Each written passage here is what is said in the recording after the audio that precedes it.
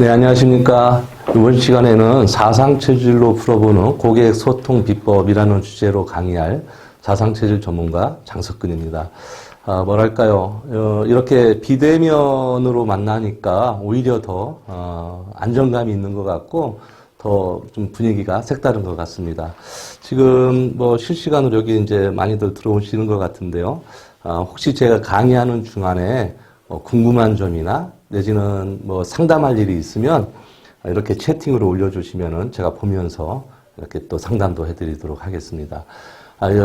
아마 우리 세무사님들이 체질을 또 아시는 분이 없잖아 있을까 싶어요. 이미 한의원에 다니면서 나는 무슨 체질이다라고 이미 이렇게 판별을 받으셔서 음식이라든지 운동이라든지 이 라이프 스타일을 이미 이렇게 처방 많이 받으셨을 거예요. 근데 제가 오늘 여러분한테 강의해드릴 내용은 제가 방송에서 하지 못했던 이야기들을 아마 해드릴 텐데요. 또 그런 거에 대해서 궁금한 점이 있으시면 질문을 해주셔도 좋습니다. 체질이라는 건 뭘까요? 예를 들면 이런 거지요. 그 전에 혹시 우리 세무사님들 체질 혹시 아시는 분 있으세요? 뭐 나는 한의원에 갔더니 태양인이라고 하더라. 뭐 목양 체질이라고 하더라. 뭐 기타 등등 이런 체질을 아시는지 모르겠습니다. 근데 한의원 갈 때마다 다르게 나오는 경우도 있어요. 이 한의원에 가면은 소음인이라고 했다가 저 한의원에 가면은 태음인이라고 하고 살 빠져서 가면 소음인이라고 하고 나이 먹어서 살쪄서 갔더니 태음인이라고 하더라. 이게 왜 그러냐면 체질 감별이 그만큼 어렵다라고 할 수도 있고요. 이 방송을 보시는 시청자분들 중에 체질학을 전공한 분도 계실 수도 있고 가족 중에 한의사가 있을 수도 있어요. 저희 집안에도 저를 포함해서 한의사나 체질 공부하신 분이 6분이나 계세요. 그런데도 체질 감별이 쉽지 않아요. 이게 딱 떨어지는 사람이 있는가 하면 오랫동안 관찰하면서 봐야 될 사람이 있기 때문에 그렇고요. 또 하나는 저 한의원은 5대째 내려오는 한의원이야. 저 한의사는 지리산에서 한 500년 돌을 닦았으니까 TV에도 나오는 사람이니까 저 사람이 말하는 게 틀림없을 거야 라는 것하고 체질 분석하고는 아무 상관관계가 없어요. 그러니까 체질 전문 한의원에 가셔서 감별을 받으시는 게 조금 더 신뢰성이 있다 이렇게 볼 수가 있는 거죠. 대부분 침 놓고 맥진하고 뭐 오린 테스트하고 펜듈럼하고 체질 분석하는 방법이 많이 있겠지만 체질 전문 한의원에 가시면 그 오차의 범위를 좀 줄일 수 있다. 이렇게 표현할 수가 있겠습니다. 자, 이런 사람이 있어요. 체질에 대해서 감흥이 좀 없는 분을 위해서 좀 더 쉬운 예로 설명을 드리면 한여름이라도 찬물로 절대 샤워 못하는 사람이 있을까요? 없을까요? 있습니다. 겨울에 선풍기를 틀고 자는 사람도 있어요. 겨울에 아이스크림을 먹으면서 땀 흘리는 사람이 있다니까요. 우리는 그런 사람 보면 뭐라고 할까요? 야, 너 몸이 골았구나. 빨리 병원 가봐, 이놈아. 야, 겨울에 얼음을 먹으면서도 땀을 흘려? 너 꼭 몸이 골았구나. 이렇게 이야기한단 말이죠. 그런데 그렇게 이야기하는 사람이 병원을 가셔야 돼요. 왜냐하면 겨울에 냉면을 먹으면서도 땀을 흘릴 수 있는 인구가 무려 30%나 됩니다. 그러니까 다양성을 여러분들이 인정하지 않으시는 거예요. 그렇게 되면. 여러분 고객 중에도 그런 사람이 있을 수 있어요. 여러분 고객이 겨울에 찾아와가지고 냉면 먹고 후식으로 아이스크림 먹는데 땀을 뻘뻘 흘리면은 여러분 어떻게 하시겠어요? 그런 고객이 30%라니까요. 그 30% 고객을 위해서 여러분들이 알고 있는 것하고 모르는 것하고는 완전 차이가 나지요. 이게 체질에 대한 특이성이라는 겁니다. 자, 그 다음에 제가 얼마 전에 MBC에서 한 얘기인데요. 제가 집사람한테 반지, 목걸이, 귀걸이, 팔찌 이런 거를 선물을 해줘요. 그런 거 선물해 주신 적 있으세요? 손에 꼽습니다. 그런 거 받아본 적은 있으세요? 그럼? 예. 네. 그런데 그런 거 받으시면 기분이 일단 좋잖아요. 네네. 그러면 뭐 반찬도 달라지고 서비스도 달라지고 뭐 이렇습니까? 그렇지는 않고. 근데 저도 집사람한테 그걸 해주면 좋아라는 해요. 근데 꼭 혼나요. 왜냐하면 제가 돈이 없기 때문에 그렇습니다. 그러니까 목걸이, 팔찌, 귀걸이, 반지 이렇게 풀 세팅으로 해주려면 돈이 좀 많이 들잖아요. 그래서 모르겠지 하고 하나 정도를 가짜를 넣어줘요. 근데 어떻게 알았는지 그 가짜만 딱 집어냅니다. 왜냐하면 저희 집사람 굉장히 예민한 소음인. 진짜를 차면 괜찮아. 근데 가짜만 냈다 하면 뭐가 난다는 둥, 가렵다는 둥 그런 사람 정말 있다니까요. 어떤 사람은 오토바이 체인을 감아도 괜찮다는 사람이 있어요. 뭐 공사장에서 쓰는 철사를 감아도 괜찮대. 어떤 사람은 가짜만 맸다면 몸에 뭐가 난다는 사람이 왜 그러냐는 얘기죠. 이게 다 체질 때문에 그렇다는 얘기죠. 또 쉬운 예가 뭐가 있을까요? 음식 먹을 때도 그렇죠. 저는 얼마 전에 우리 매니저랑 동태찌개를 먹는데 정말 한 그릇 먹을 동안 휴지 한 통 다 썼어요. 땀 뻘뻘 흘리느라고. 저희 매니저는 넥타이도 안 풀르고 정말 땀 한 방울 안 흘리고 먹더라고요. 사람이 같다면 왜 이런 일이 벌어질까요? 사람이 다르니까 이런 일이 벌어지거든요. 이 다름을 우리는 뭐라고 한다? 체질이라고 하는 거죠. 그래서 이 체질에 따라 먹고 자고 생활하는 것도 다르고 걸릴 병도 다르고 하는 일도 달라요. 그러면 야 여지껏 체질 아니고 그냥 혈액형으로 다 해봤어. A형은 어떻고 뭐 B형은 어떻고 또는 조금 배운 척하는 사람들 중에 애니어그램, 뭐 MBTI, 디스크, TA, 사군자, 뉴로 그러니까 심리 유형, 도형 분석으로 막 푸는 사람들이 있어요. 그게 나쁘다는 게 아니라 사상 체질은 의학이잖아요. 의학으로 접근하는 게 더 신빙성이 있고 효과가 좋다라는 이야기를 꼭 해드리고 싶습니다. 자, 오늘 여러분들이 내 체질은 무엇이고 또 내가 알고 있는 우리 고객들은 어떤 체질일까를 쉽게 유추하실 수가 있어요. 강의를 들어보시고 또는 강의를 들었는데 헷갈리거나 모르거나 하시는 분은 이렇게 채팅으로도 해주시고요.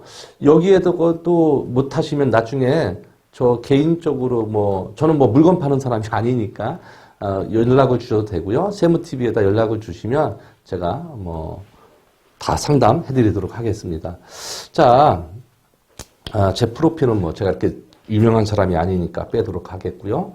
자, 문제를 하나 낼게요. 맞추시는 분은 뭘 드려야 되나? 제가 드릴 게 없네. 이게, 예, 하여튼 뭐라도 드리고 싶은데, 나중에 제 저서를 드리던지, 어쨌든 하겠습니다. 이게 비대면으로 하니까 감흥이 좀 안 오지만, 네, 그렇습니다. 자, 이 세상에서 가장 흔한 병이 뭘까요? 흔한 병. 혹시 두 분 아세요? 이 병이 너무너무 흔해요. 그래서 성인 10명 중에 7명은 반드시 걸린다고 하는 이 병. 어떤 병일까요?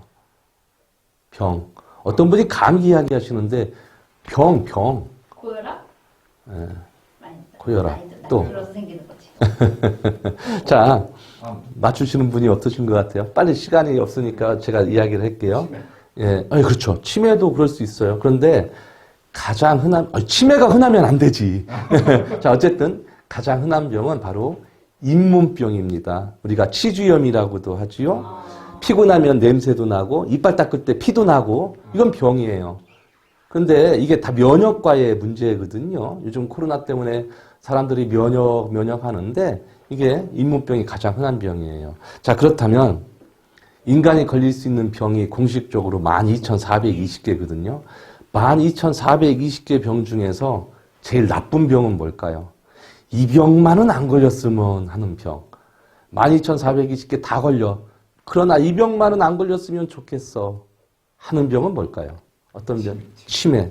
또 어떤 사람들이 그냥 가장 많이 이야기하는 게 치매, 암 이런 거 얘기하실 거예요. 자, 그런데 많은 사람들이 암이다, 치매다 이야기하시는데 제가 무슨 병입니다 라고 말씀드리는 순간 100% 야, 치매도 암도 걸릴 만한 병이었네.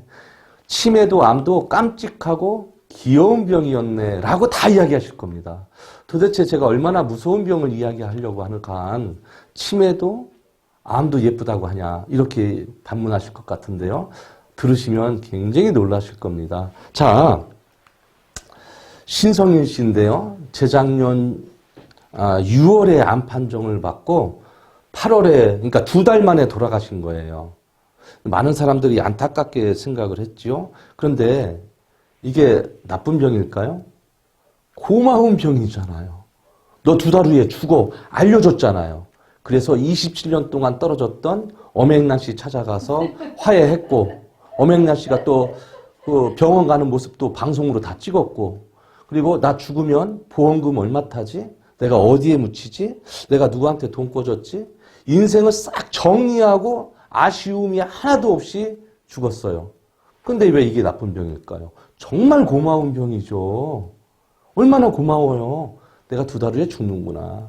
인생을 정리했잖아요. 슬픈 게 아니라. 자, 그러니 암과 치매는 귀엽고 깜찍한 병이다라고 표현했던 그 무시무시한 병, 바로 뭘까요? 아이고, 심혈관 질환입니다. 뉴스 보셨지요? 길거리 가다가 멀쩡한 사람이 심장을 움켜쥐고 픽 쓰러져요. 그리고 2분 안에 죽습니다. 뇌에 산소 공급이 2분 동안 이루어지지 않으면 결국 어떻게 되겠어요? 돌아가시는 거예요. 아니면 뇌사 상태에 빠지거나.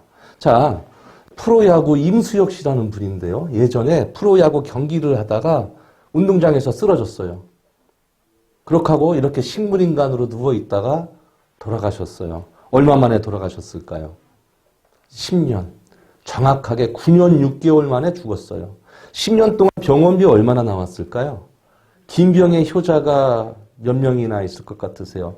우리 세무사님들 중에 자식이 50만 명 있다 해도 내 똥기저귀를 갈아줄 자식이 몇 명이나 있다 생각하세요? 나 대신 아파줄 자식은 있으실까요? 저는 없다고 봅니다. 그러니까 10년 동안 병원비 아주 힘들었을 거예요. 이 부인 예중에 그 교회에서 간증하는 얘기 들어봤는데 곧 깨어날 줄 알았대요. 워낙 건강하니까. 그래서 아파트만 팔았대요. 병원비로. 그래서 안 깨어나. 땅도 팔고 차도 팔고 나중에는 사채까지 써서 병간호를 했는데도 안 깨어났어요. 그러면 그렇게 하고 이 사람은 10년 만에 죽었어요. 그럼 나머지 가족은 행복하게 살고 있을까요? 나머지 가족도 신용불량자가 돼가지고 다 뿔뿔이 흩어졌어요. 얼마나 무서운 병입니까? 나로서 끝나는 병이 아니에요. 내 주변 사람들 다 피곤하게 만드는 병입니다. 얼마나 행복한 병이에요. 보험금 다 타고 본인이. 내가 묻힐 때까지 확인하고 인생 정리하고 죽음과 이 죽음, 여러분 그럴 일은 없지만 이 병에 걸릴 바에는 그럴 일은 없지만 이 병에 걸리는 게 낫지 않을까요? 이 병도 걸려서는 안 되겠지만 더군다나 이 사람을 누군가는 2시간 후에 이렇게 엎어줘야 돼요. 또 2시간은 보고 있다가 이렇게 엎어줘야 돼. 왜냐하면 2시간 동안 엎어놓지 않으면 피부에 괴사가 일어납니다. 우리는 그걸 뭐라고 할까요? 욕창이라고 합니다. 그러면 이 사람을 엎어놓는 병간호하는 사람이 됐던 가족이 됐던 그 사람은 휴가를 갈 수 있을까요? 잠이나 제대로 잘 수 있을까요? 어디 놀러 나갈 수 있을까요? 그러니까 누워있는 사람 하나 때문에 주변 사람 정말 힘들어지는 거죠. 돈은 물론이고. 자, 그런데 이런 영화 보셨나요? 프랑스의 엘르라고 하는 잡지사 편집장이 퇴근하다가 어지러워 하고 픽 쓰러졌어요. 그래서 이 사람이 평생 식물인간으로 누워있다가 다 죽었어요. 사지마비가. 바늘로 찔러도 감각이 없어. 근데 왼쪽 눈꺼풀만 살았어요. 한 달만.